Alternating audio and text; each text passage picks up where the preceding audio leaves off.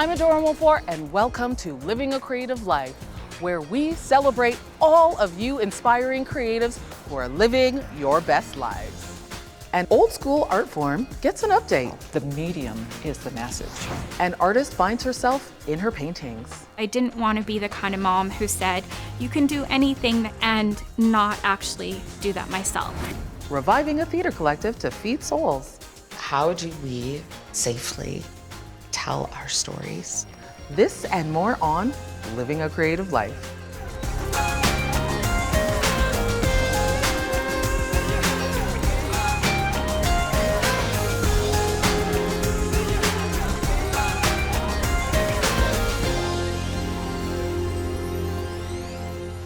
As spring is upon us and the mandates are lifted, it's gonna be beautiful and we're gonna be outside growing, thriving, and I know some of you will be creating. In my personal opinion, I think that we should be nurturing our communities just like spring nurtures us.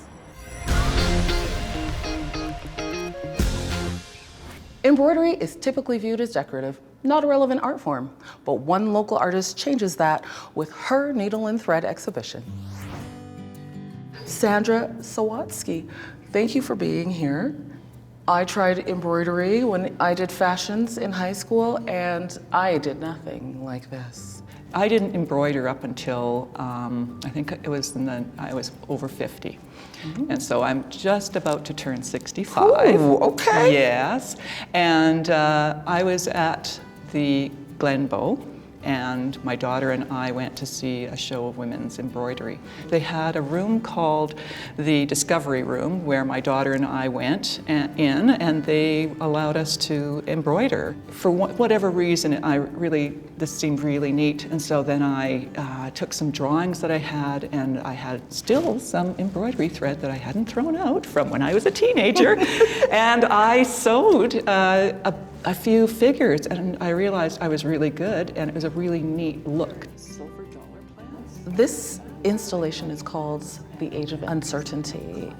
Could you tell our viewers a little bit about what that means to you and how it's reflected here?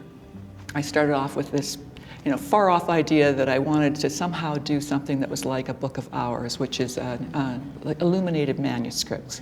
So it will have text, and it will have decorative elements, and it will have something serious to say. Of course, I'm going to talk about the environment. Of course, I'm going to talk about surveillance and artificial intelligence and work, employment. There's debt, and the differences between rich and poor, and what does that mean, and nuclear war. All these things, and science and technology which have fed into the war machine. Right. These are all things that we should all be paying attention to. When I started a tapestry, one of the things, it wasn't just like the world is like, oh my God, where are we going? What's happening to our beautiful world? I thought, I could tell a story about technology with a thread and needle, and it's gonna be, maybe people will pay attention because we're so used to looking at photographs and film, but maybe this craft and this detail will pull people in. How long did it take you to create this piece? So it took 4 years, a year of the research and drawings, which take a long time, and then I think each drawing took about 2 months to kind of complete, and then the embroidery is just like labor. It's all hand labor. The surveillance piece is kind of fun. Jane Austen, author from the 19th century, every man is surrounded by a neighborhood of volunteer spies.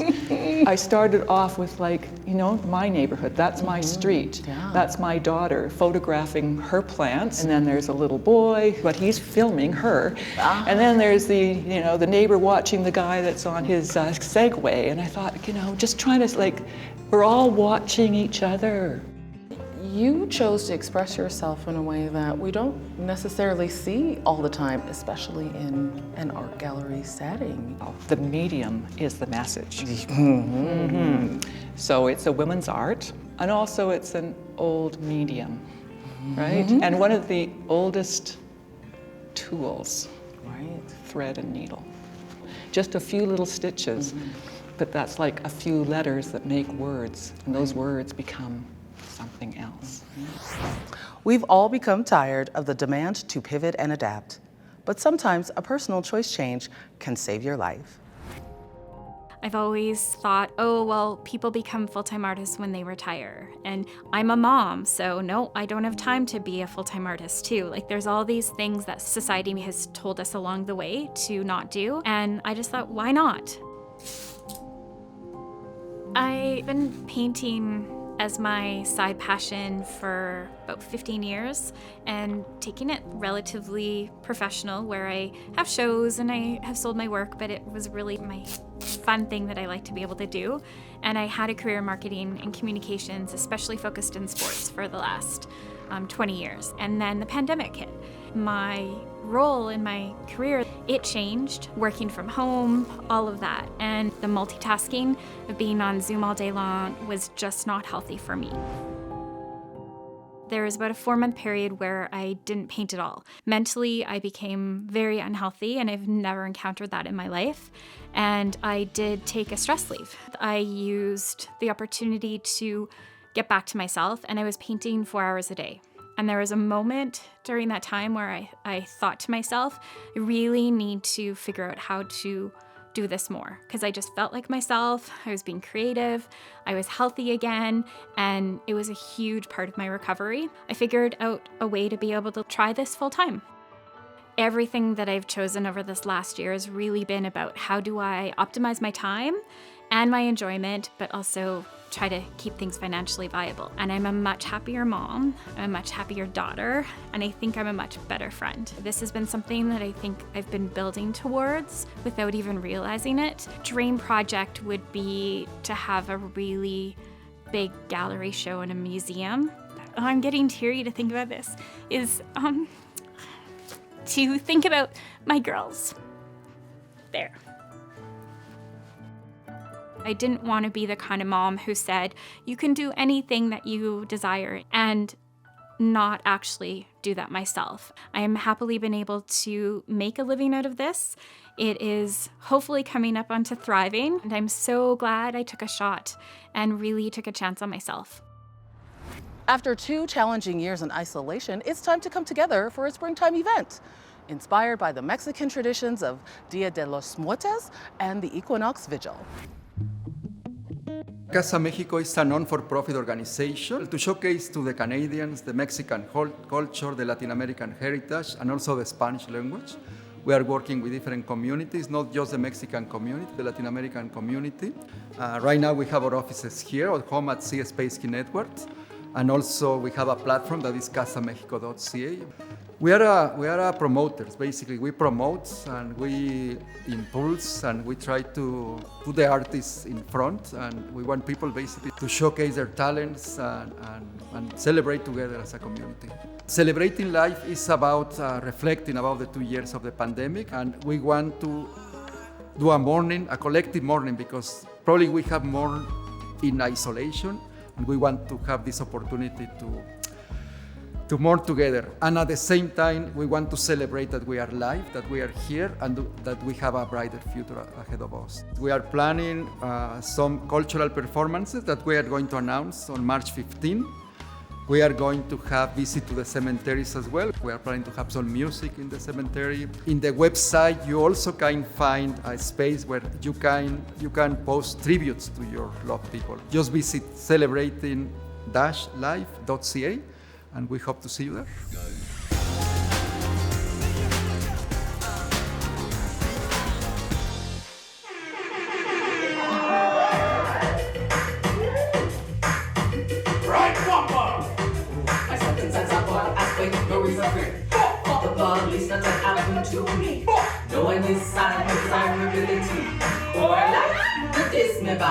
I got to be a cast member in the show, The Anthropology of Blackness, a response in movements. I am so honored to be speaking to 2 theater greats in Canada. Ellipsis Tree Collective.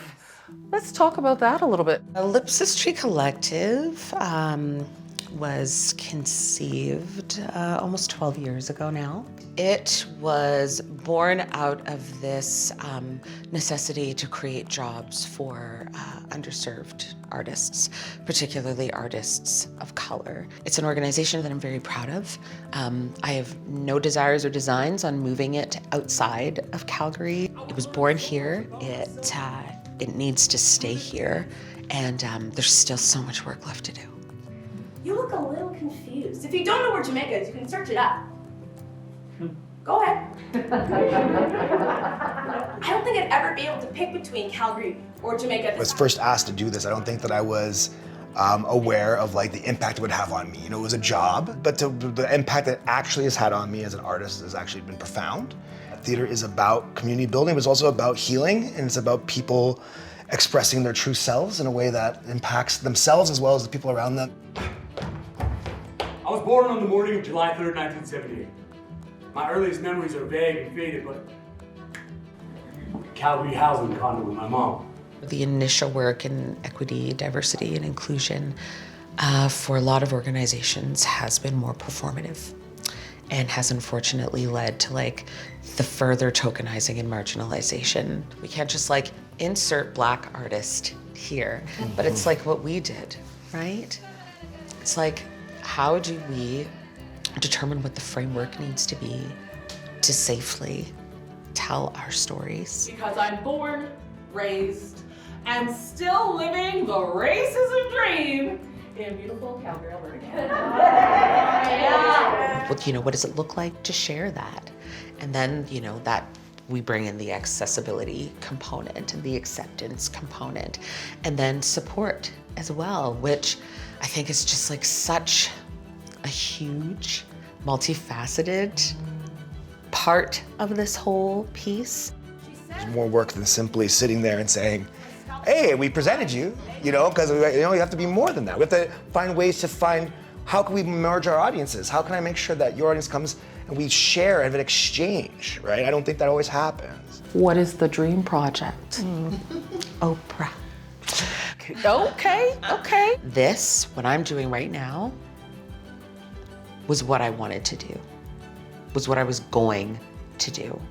Yes, there are dreams, sort of like fantastical, amazing, wonderful dreams, but I'm here and I'm doing it and it's building. This is the dream. I'm in my dream right now. I'm in my dream.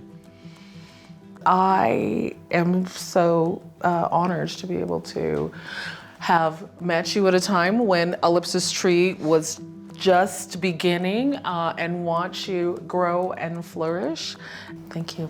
Thanks for having us. She is continuing. Thank you for joining us on Living a Creative Life. If you have a project, story, or example of living creatively, please send to submissions@calgaryartsdevelopment.com or post online with the hashtag YYCLCL. See you next time.